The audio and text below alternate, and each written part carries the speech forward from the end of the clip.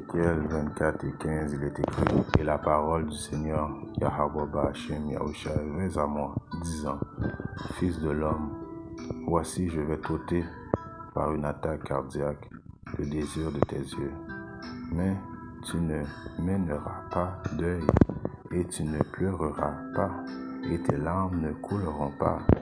Cesse de pleurer, ne porte pas le deuil pour les morts. Attache ornement sur ta tête, mets tes chaussures à tes pieds, ne couvre pas tes lèvres, et ne mange pas le pain des hommes.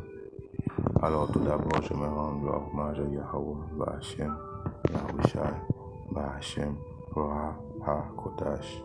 Yahweh qui est le nom du Père Tout-Puissant, Ba'Hashem qui veut dire au nom, Yahushai qui est le Fils, Ba'Hashem Roha HaKodash qui est le Saint-Esprit. Shalom aux élus et d'Obuna et respect aux apôtres et aux aînés de Great Millstone, car c'est eux qui ont appris cette vérité. Et salutations aux croyants et aux croyantes, hommes, femmes et enfants prédestinés à voir le salut de Yahweh Ba'Hashem Yahushai. Ici frère Amos de Montréal, et à vous seulement je dis Shalom. Alors nous sommes présentement dans ce temps qu'il est préférable pour un homme qui se dit être un homme de Dieu, right? Un optimiste élu, un prophète, dans cette vérité, de ne pas avoir d'attachement whatsoever. Que ça soit ta famille, ta job ou whatever. Et de donner ton 54% de ton énergie et de ta foi à Yahweh ou à Yahushai. Et de se concentrer à finir la course jusqu'à la fin. Pourquoi? À cause que si on prend l'exemple que je viens de lire, c'était l'exemple qu'Ézéchiel, right, que Yahweh Ba'Hashem Yahushai lui disait qu'il allait enlever le désir des yeux d'Ézéchiel. Alors le désir des yeux d'Ézéchiel, c'était d'enlever sa femme. Et en même temps, il dit à Ézéchiel de ne pas avoir de deuil, right, et de ne pas pleurer, right. Cesse de pleurer, ne porte pas de deuil pour les morts. Alors, très bientôt, Yahweh Ba'Hashem Yahushai s'apprête à venir déloger ce diable de son empire pour afin installer le royaume des cieux sur terre. Donc, il va y avoir beaucoup de tueries, beaucoup de massacres qui vont se faire. Attache ton ornement sur ta tête, mets tes chaussures à tes pieds. Alors, si on regarde le précepte à Job 38 et 3, je n'irai pas, mais nous savons à Job 38 et 3, Saint maintenant terrain, en voulant dire comme un homme. Alors, il nous demande à nous, les optimistes élus, que très bientôt, qui va tuer beaucoup de nos femmes. Right? Yahweh Ba'Hashem Yahushai va s'apprêter à tuer beaucoup de nos femmes, de nos enfants, de nos parents, de nos grands-mères. Right? De nos soi-disant amis que nous pensons, car comme il est écrit à Romains 12 et 11, car il n'y a aucune distinction de personne pour Yahweh Ba'Hashem Yahushai. Alors c'est la période de mettre son 54% de craindre Yahweh Ba'Hashem Yahushai. Et Yahweh Ba'Hashem Yahushai veut pas que dans cette période-là, on commence à se dégonfler, on commence à pleurer pour ceux qui n'avaient pas eu la marque d'exemption. Right? Car il est écrit à Ézéchiel 9 et 6. Tuer, je répète, tuer entièrement, ça c'est Yahweh Ba'Hashem Yahushai qui donne cet ordre-là. Vieux et jeunes hommes, vierges et enfants et femmes, mais n'approchez aucun sur laquelle est la marque est commencée par mon sanctuaire, et ils commencèrent par les anciens qui étaient devant la maison. Alors il va y avoir une tuerie pour ceux qui n'ont pas la marque. Alors toi, nous savons qu'il y a peut-être un élu à chaque 2 familles dans le monde. Right? Tu peux être le seul élu dans toute ta famille. Alors Yahweh Ba'Hashem Yahushai, quand il va commencer à faire la saturerie, à éliminer tous ceux qui n'ont pas la marque d'exemption, il veut que tu te ceins tes reins comme un homme et ne pas commencer à pleurer pour les morts. Right? Comme on sait, on va être comme des oiseaux migrateurs sur terre. Ouais, je paraphrase le verset. Et les oiseaux migrateurs, qu'est-ce qu'ils font? Ils bougent de lieu en lieu. Et alors éventuellement, ton attachement que tu avais eu avec ta femme ou ton enfant, qu'est-ce que tu vas faire quand Yahweh Ba'Hashem Yahushai va décider de les tuer? car il est écrit, il va tuer jeunes hommes et femmes, vierges et enfants, il n'y aura pas de distinction de personne. Il va juste il va juste rendre grâce à ceux qui ont cru et qui l'ont craint, right? Parce que Yahweh Shemashai prend plaisir dans ceux qui le craignent. Je paraphrase un verset. Et en même temps, c'est une chose qui est tout à fait logique pour celui qui t'a donné ta famille, qui t'a donné tout ce que tu as au monde, que tu laisses tout de côté pour lui. Parce que comme il est écrit à Matthieu 19 et 29,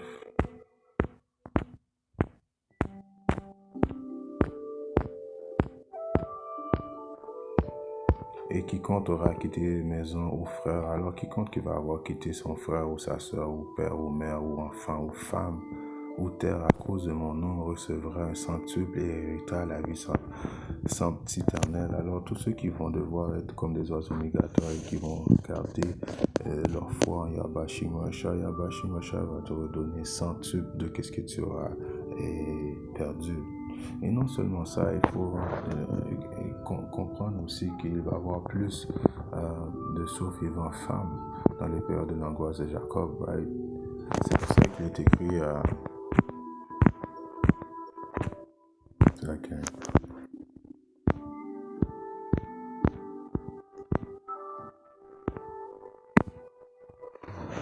Isaïe 4:1, en ce jour-là, cette femme saisiront un seul homme disant, nous mangerons notre propre pain et nous nous vêtirons de nos propres vêtements, seulement que nous soyons appelés par ton nom pour retirer notre infamie. Alors éventuellement dans la période de Jacob, cette vérité-là, c'est pour ça que cette vérité-là, c'est une vérité qu'il faut...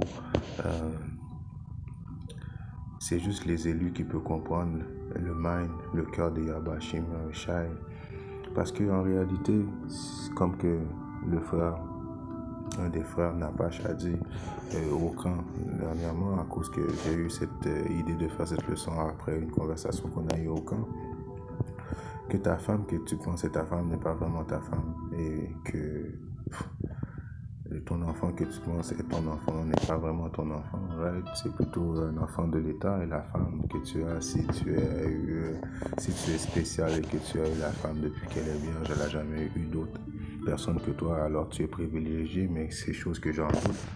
Alors c'est aujourd'hui dans le monde où nous vivons, les femmes ont été avec beaucoup d'hommes et puis bon, nous savons le reste, c'est pas vraiment ta femme et puis elle peut te quitter à n'importe quand, elle peut faire, comment on appelle ça, elle peut te tromper n'importe quand, elle peut te laisser pour quelqu'un qui a plus que toi. Bon, rien n'est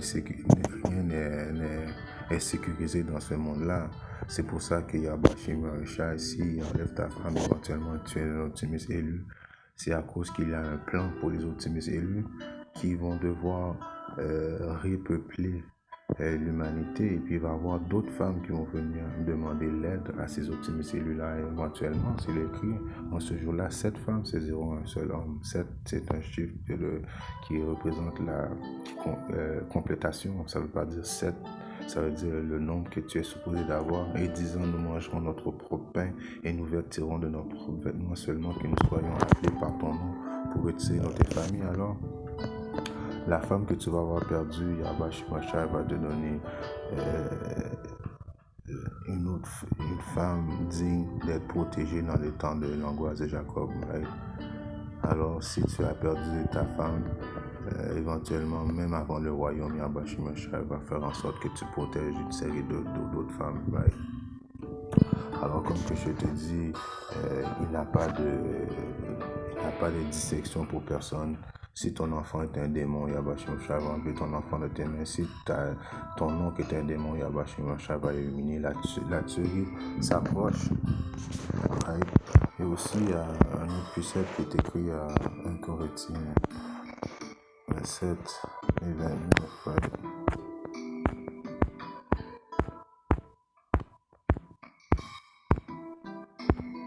Mais je dis ceci, frère, la période est courte. Alors la période est courte, il ne faut pas commencer à penser, c'est là présentement, à construire ta famille, à à être dans le monde, il faut vraiment te détacher du monde, donner ton 54% à Yahba Shimashai, car destruction s'entame.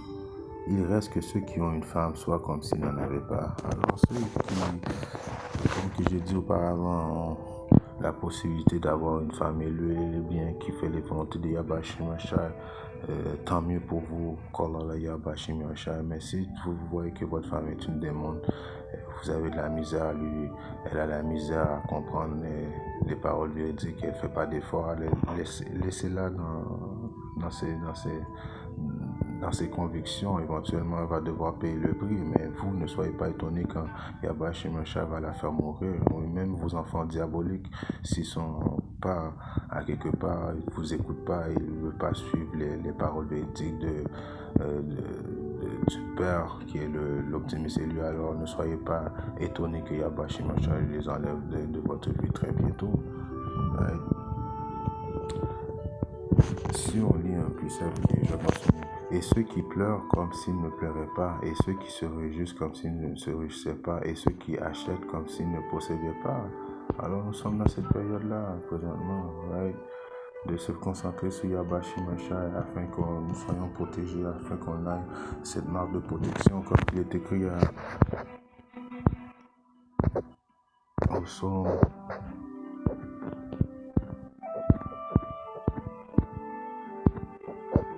91.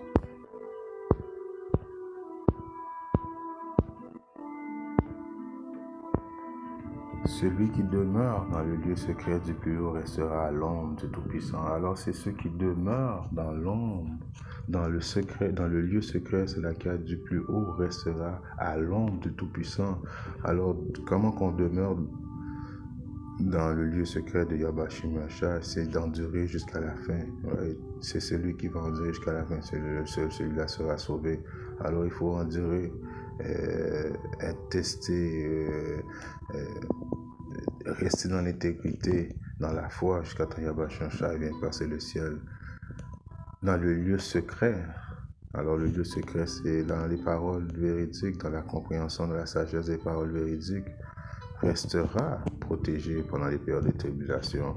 Alors si on regarde un précepte qui est dans le livre de Isaïe 33,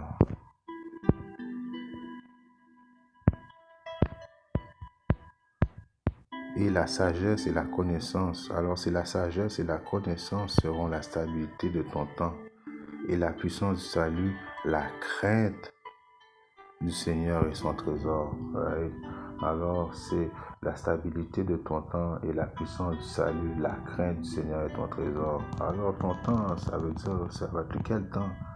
Ça va être le temps de la période de Jacob. Right?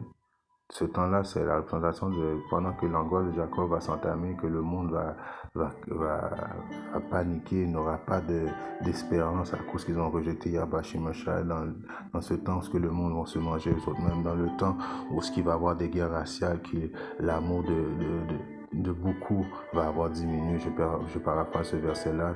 Toi, tu vas être stable dans cette période-là, où quand Issois va venir à cause qu'il sait qu'il ne reste plus beaucoup de temps, Apocalypse 12, toi tu vas être confiant que tu vas être dans l'ombre de Yahba Shimashai et la puissance du salut, la crainte à cause que tu vas avoir craint Yahba Shimashai du Seigneur et son trésor. Right? Alors la crainte est le trésor de Yahba Shimashai. Si on regarde un précepte qui est dans Proverbe 9 et 10, la crainte du Seigneur est le commencement de la sagesse. Alors avoir la crainte du Seigneur, peur du Seigneur est le commencement de la sagesse et la connaissance de ce qui est saint et la compréhension. Right? Alors comment tu peux pas craindre Yahba Shimashai? C'est quelque chose qui est inexplicable. Right?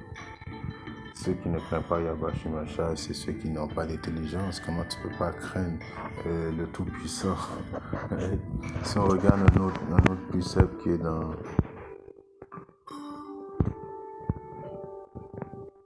Psaume 147,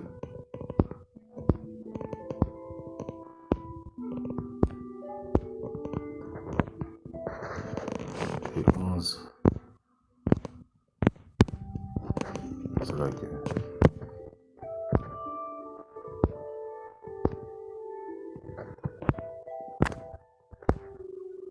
le Seigneur prend du plaisir en ceux qui le craignent et en ceux qui espèrent en sa miséricorde. Alors, le Seigneur prend du plaisir seulement en ceux qui le craignent.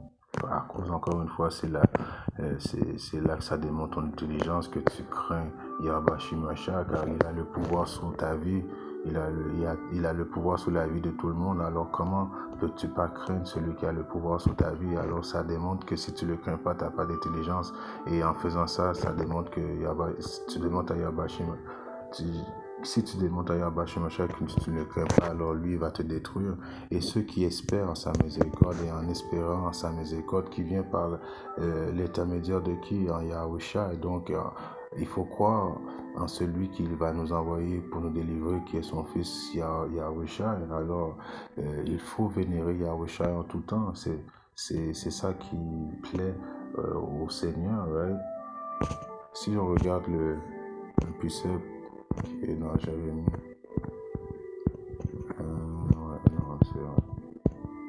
Jérémie 5 et 21. Comment tu peux pas craindre Yahweh Shimashah? C'est les fous qui ne craignent pas Yahweh Shimashah. Entendez maintenant ceci au peuple insensé et sans intelligence. Alors ceux qui ne craignent pas Yahweh Shimashah, ils sont juste pas d'intelligence. Ils sont juste fous. Qui ayez des yeux, ne voyez pas, des oreilles, n'entendez pas. Ne me craignez-vous pas? Alors vous n'allez pas craindre le Seigneur Yahweh Shimashah. Ne tremblerez-vous pas en ma présence, moi qui ai mis le sable pour limite à la mer. Alors il a mis le sable pour limiter la mer. Right? Par un décret perpétuel, par un ordre perpétuel, il a fait ça. Qu'elle ne passera pas, et même si ces vagues s'agitent, toutefois elles ne prévaudront pas. Si elles grondent, toutefois elles ne dépasseront pas. Alors Yahweh Shimashah, celui qui a décrété toutes les lois physiques et invisibles, terrestres et extraterrestres, toutes les choses que vous voyez, que vous ne voyez pas, c'est lui qui a établi toutes ces choses-là. Alors comment pourriez-vous pas craindre Yahweh Shimashah? Donc ça démontre que vous êtes sots, ça démontre que vous êtes salish, imbéciles. Vous êtes des enfants sans connaissance, sans knowledge de la vérité. Donc, pour cette raison-là, Yahweh Shimashah va vous détruire.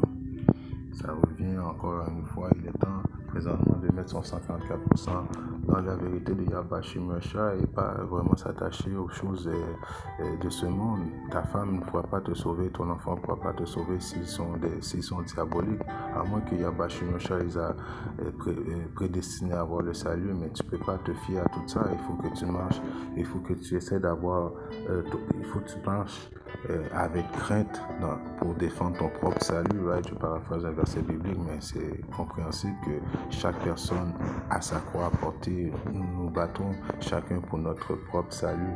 Donc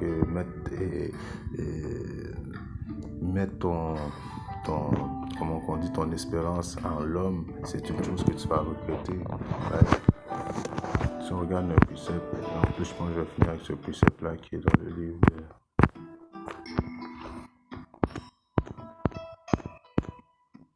Hébreux 11 et 6. Mais sans la foi, il est impossible de lui plaire, car celui qui vient à Yahweh Shimashah doit croire qu'il est, et qu'il est numérateur de ceux qui le cherchent assurément. Alors, sans la foi, il est impossible de plaire à Yahweh Shimashah. Alors, sans la foi, tu ne pourras pas demeurer dans le lieu secret du plus haut. Et car celui qui vient à Yahweh Shimashah doit croire. Alors on doit croire qu'il va venir, qu'il va envoyer Yahushua nous délivrer, qui est notre numérateur de ceux qui le cherchent absolument. Alors chercher Yahweh Shimashah absolument, c'est la façon dans laquelle nous aurons le salut, et non de mettre nos espérances en les hommes. En espérant que cette leçon a édifié un frère ou une sœur qui parle dans le monde.